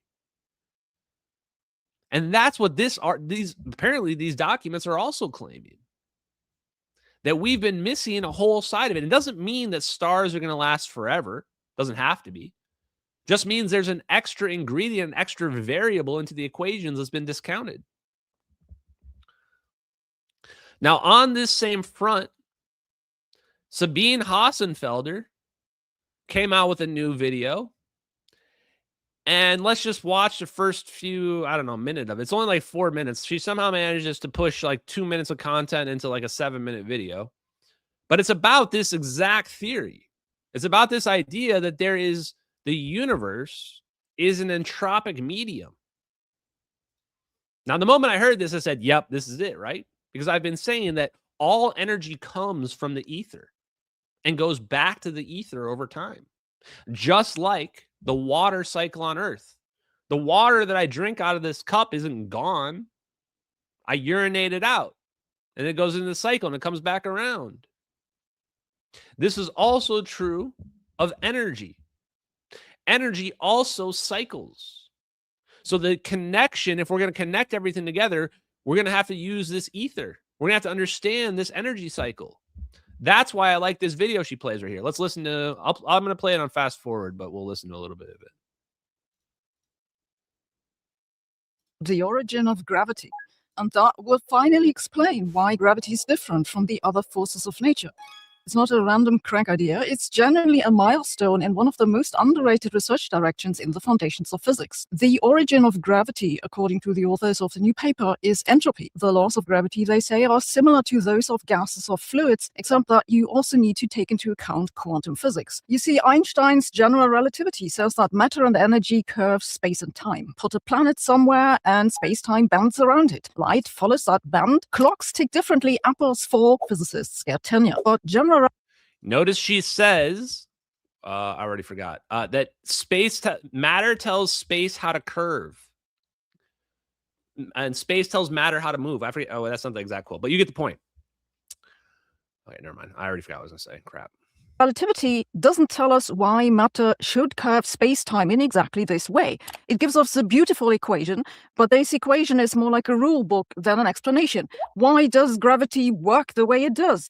Einstein didn't explain that, but now we might know. The underlying idea of the new paper is not new. Its origins go back to Bekenstein and Hawking, who found that black holes have a temperature and an entropy too. This is now an established fact, but 50 years ago, it was a truly radical step. Black holes are spacetimes with certain geometric features. They have no business having temperature or entropy. These are quantities that belong to thermodynamics, not gravity, and yet the maths work.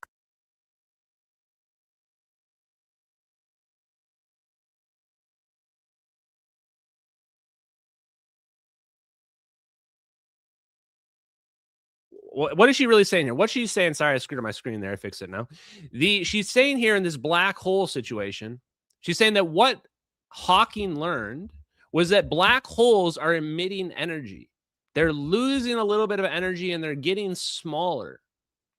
So what this means is there must be an entropic system. The entropic system means those black holes are shrinking and they're releasing a little bit of energy. Now, what these people are saying is we have to be able to explain this. We have to be able to understand this. Well, maybe the answer to that is the whole universe is an entropic system. Open the system up. This is why everybody in Sabine Hassenfelder's replies is going, gravity is a 0 point fluctuation force, because this is what 0 point energy does. 0 point energy gives us the exact mechanism to explain why those black holes are dissipating. because they're in a medium. That's where the energy is going. The entropy of black holes is proportional to their surface area. This is a simple way to understand why, if you merge two black holes, their surface area will always increase, because entropy can't decrease. But what does it mean? Is this link between gravity and entropy a coincidence, or a hint at something deeper? Is this the origin of gravity? In 1995, Ted Jacobson showed that the link between gravity and thermodynamics is stronger than originally thought. He showed that the link doesn't just exist near black holes. He found a way to use the mathematics of black hole horizons everywhere. He then used a simple thermodynamic relation, which is that energy crossing a horizon is related to a change of entropy, and entropy is proportional to area. Taken together, this means that the flux of energy deforms space-time. If you work out the flux of energy deforms space-time. That's it right there. What is space-time? Space-time needs energy to exist. This is why this is why Charles Chase says everything is connected. Everything is literally connected. Literally, not theoretically, literally connected. That's why quantum entanglement exists. Everything is connected because everything is touching all the time. There is no empty vacuum. Doesn't exist. Everything is always touching. And this is why, how can you make a bridge? How can you make a wormhole? How can that even theoretically be possible? Well, energy makes space-time. Didn't you just listen to what she just said? Energy makes space-time. Space-time isn't a magical thing. It only exists because you put canvas down. You put paint on it. So if we're making these magical mirrors, not even magical, just magnetic mirrors, we are compressing this thing down and we are pushing it. We are making space-time. We are making it appear somewhere else. details out come Einstein's equations. Hooray! This was a remarkable finding already, but it had a problem. The entropy of what are we dealing with? The authors of the new paper show, amazingly enough, it works with the entropy of quantum fields. Yes, that's right. Quantum fields like the ones that describe all the particles in the standard model. The calculation in the paper is neat and simple. The authors basically ask how different two quantum states are. One state is the vacuum. The other is the vacuum plus a tiny bit of matter or energy. Then they calculate the difference between these two states, which is called relative entropy. This is a measure for how similar the states are. And the relevant point is that in quantum field theory, this tells you how much energy will flow. So you see, now you have it all tied together. Entropy tells you how the areas change, and the quantum fields tell you what energy flow that requires. I mean, there you go. You see the whole cycle right there. And then you wonder, Ashton, why did we get so caught up in these thermodynamic microchips? Paul Thibodeau, free energy microchip, a battery that never runs out, based on Brownian motion of thermodynamics. How can that harvest energy? Why were people asking him if his thing is tapping 0-point energy? Because it is. Because there is an inherent connection between entropy, thermodynamics, and 0-point energy, an inherent, undeniable connection that always will exist in this universe. Same thing with the thermoputer guys. The guys that are building their thermodynamic computer, which I would say you guys should probably look into investing in. I certainly am. That is probably the future. It is a quantum computer. Those guys hate when we call it a quantum computer, but it is one. And it is tapping 0-point energy or sampling 0-point energy, if you want to think of it like that. Okay, guys. We have a Lulu problem here, but it's fine. Okay, let me see what else I've got here. Two last things. Or a couple last things. Bob Bigelow. This is kind of a joke. But Bob Bigelow and his newest podcast said that the Israelis were spying on them. So for my schizos out there, chat, for my schizos, my Israel did everything. Israel stole my lunch money. Chat, you might have some espionage and UFO counterintelligence by governments. you've been on the receiving end of that. There were some spies, right? Yeah. In the early days of... We had 3 Israeli spies in our aerospace company. We had 7 our telephones were bugged, including mine, in locked offices, and FBI was involved.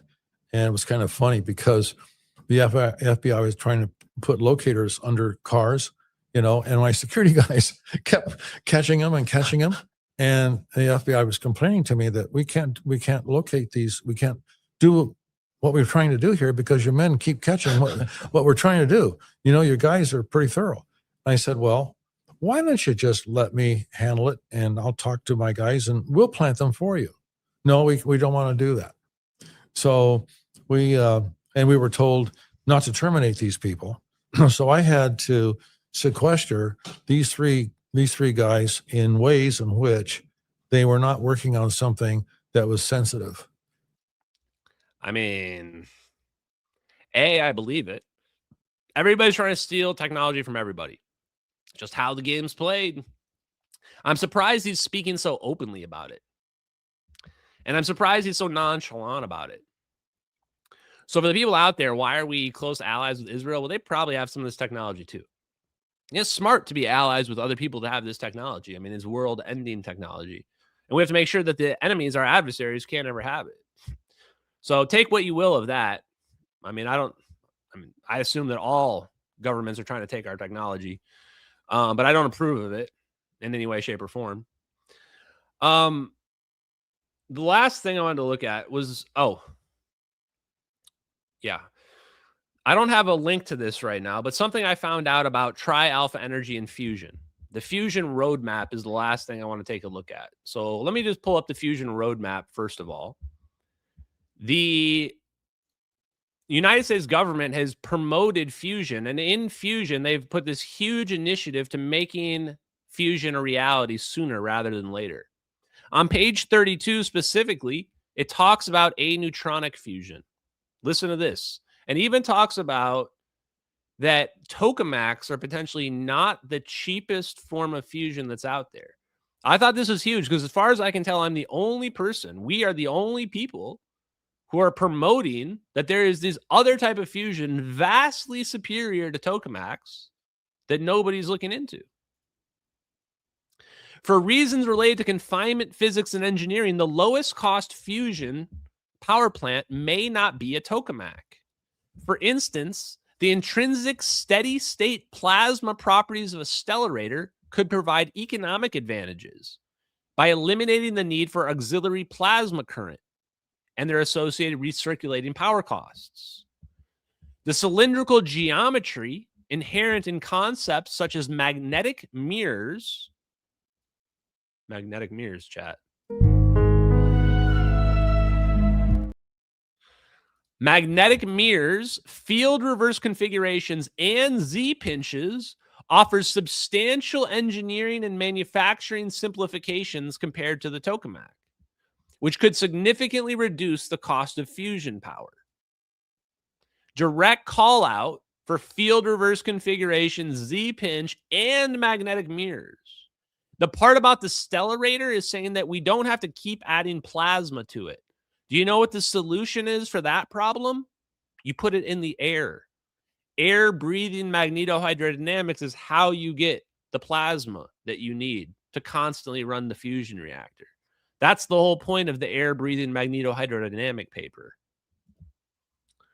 Perhaps the greatest cost savings may come from the confinement strategies that burn aneutronic fuels. Yahtzee. There it is. We just spoke about seems plausible that they're soaking the fusion fuels in Fogbank to get perfect compression on all sides. And right here it says, if you can get aneutronic fuels, that's the biggest cost savings. Why? Because you get directed energy conversion. We're not going to produce steam with our fusion reactor. We're going to produce electricity directly. That's 3 times more efficient than any steam reactor, just de facto. So the efficiency there for using aneutronic fuels is minimum 3 times higher. Bare minimum 3 times higher. Given the potential of these concepts to provide the most cost-effective fusion power, advancing the physics of non-tokamak devices to a level comparable or exceeding the tokamak is crucial. Crucial. Specifically, the words crucial. Now, the last thing that I found out before we go to the super chats, Lulu's having like an accident here, guys. I'm sorry. Like I'm going to probably have to stop in a second. Is that Tri-Alpha Energy is not going to do directed energy conversion. Yes, you heard me correctly. What did I just say? Tri-Alpha Energy, the field reverse configuration company, is going to use steam reactors. The idea is that this lets them plug into existing nuclear facilities and repurpose them as fusion reactors. But I have a different theory. And that theory is it's pretty damn convenient. Lulu, come on, girl. It's pretty damn convenient that they're switching back to steam because now you can hide the energy gains. If there's anomalous energy gain from your fusion reactor because it's tapping 0 point energy, the steam reactors are super inefficient. So you can hide those losses. You can hide that excess gain in the losses and nobody will ever know. Nobody's ever even going to question it because nobody even thinks that you can produce anomalous energy from fusion reactors. If they were using directed energy conversion, it would be almost impossible to hide the fact that the reactor is over unity. It would be almost impossible to hide the anomalous excess energy. So that's that. And I'm going to have to stop right here, and we're going to have to go to the super chats immediately because I got to take Lulu out right now. Okay, guys, we're going to go to the super chats. Thank you guys, everybody in the Pilled chat. I appreciate you guys, especially Woke Societies, for the huge raid. Shout out to Woke Societies. Check him out, guys, in the Pilled chat. Oh, my God. She stinks, guys. I'm going to throw up. Oh, boy. Okay. Thank you for the cookie from Moonbaby0437. She says, thank you for what you do. I love the content. I appreciate you, Moonbaby. Carrie Lake gifted the cookie. Thank you, Carrie Lake, for that cookie. Candelicious gifted the can. Thank you so much, Candelicious. Woke Society gifted the can too. Said, keep crushing, brother. And let your dad, Bob, know what's up. Guys, I might be related to Bob Lazar. I asked my dad. He said he's not Bob Lazar, but you never know. I might be a time traveler. Leo Sader, too, gifts the cookie. He says, I told you the video was made in Adobe Pro Zoom in Pixels 2013. It was not. Those videos are not made in Adobe. Those videos are not made in any format. And I challenge you to try to provide even one piece of evidence, even one tangible piece of evidence that connects them to those. So, appreciate you. And then let's see what else we got here. Let's go to the other super chats. Thank you guys in the Rumble chat. Laughing Cat, appreciate you. I think we're fine with Lulu, guys. Don't worry. Chaotic Good, thank you for that super chat from earlier. Tuxedo Mask, we are almost ready for the Ascension. Thank you, Tuxedo Mask. I appreciate it. Leslie Wisdom, thank you for that huge super chat. You honor the 239 souls on board MH370 with your pursuit of the truth. Love to you and Lulu. I thought one of the things that we would need is we need a family member to come out. We need a family member to come out and say, just give us the answer on these videos. Whether or not they're real or not, we deserve an answer to what's going on in these videos. So hopefully we can at least get enough credibility for that, because the reality is this technology is not coming out for at least 25 years, probably 50 years, 75 years. There's no plan for this technology to come out. It's not even on the horizons right now. And people can't even believe it to be real right now. So we're a long way away. We're chipping away, though, guys.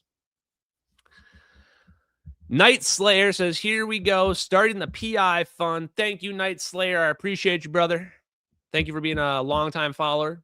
Chaotic Good, we can cram this in dumb money sequel. Thank you very much, Chaotic Good.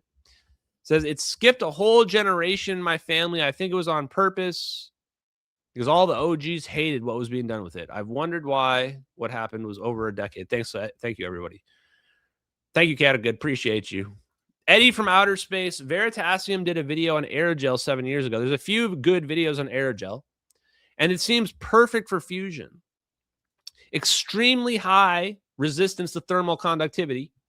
You can blast that thing with fire, and it's not going to change temperatures. That's exactly what you want with some kind of fusion reactor. Thank you, Chaotic Good, for your super chats. Voice for Good. He's from the future, y'all. Yeah, maybe we're just going to go with that. I'm from the future. How do I know all this? I'm from the future, guys. That's how I know. At the end of the day, maybe the ends justify the means, you know? Appreciate that. Wow, huge super chat. Glad we got to this one. Depot Dog, 295th, says density is the fourth dimension and frequency is the fifth dimension.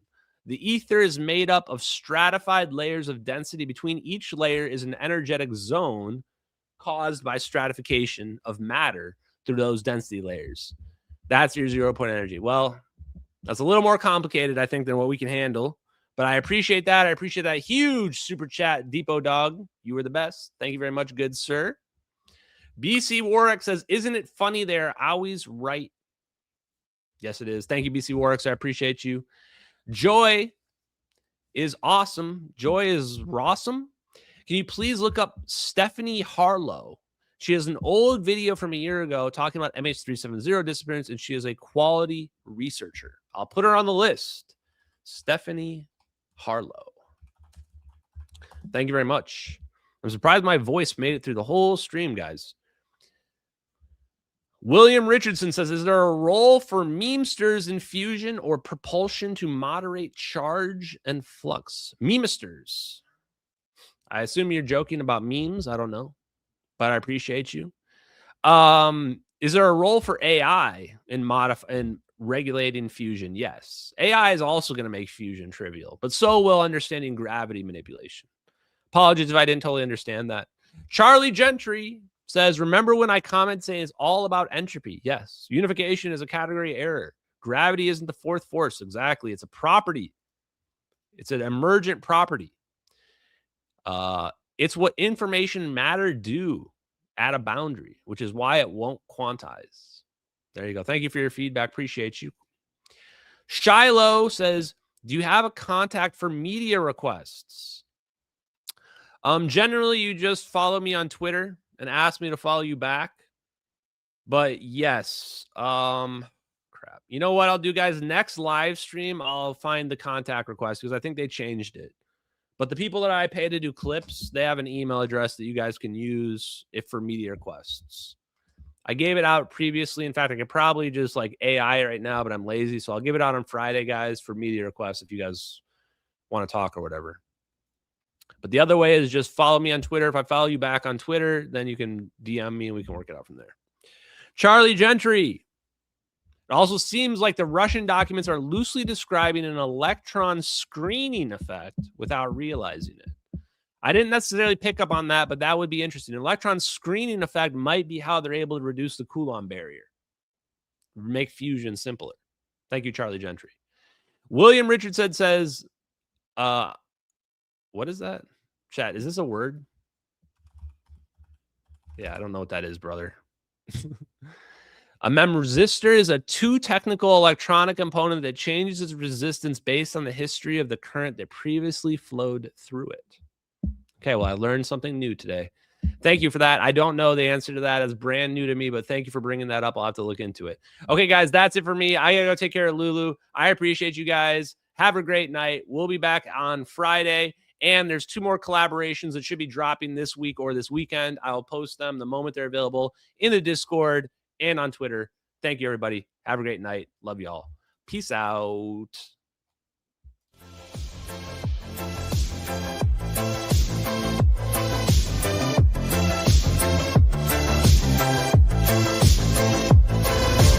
Infrared eyes.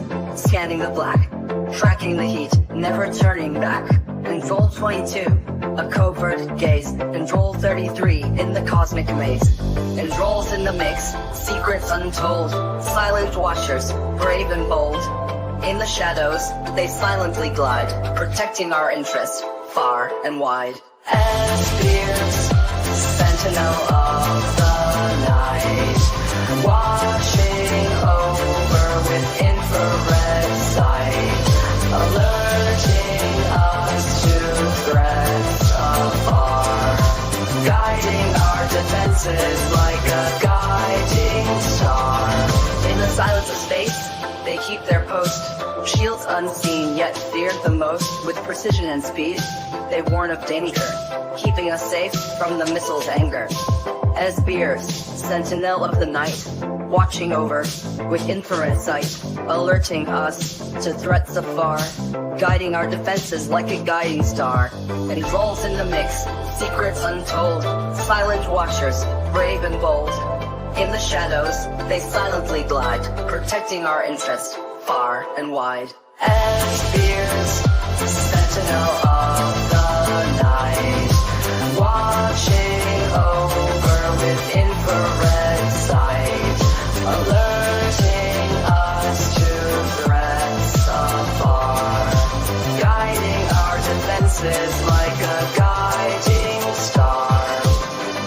Spears, sentinel of the night, watching over with infrared sight, alerting us to threats afar.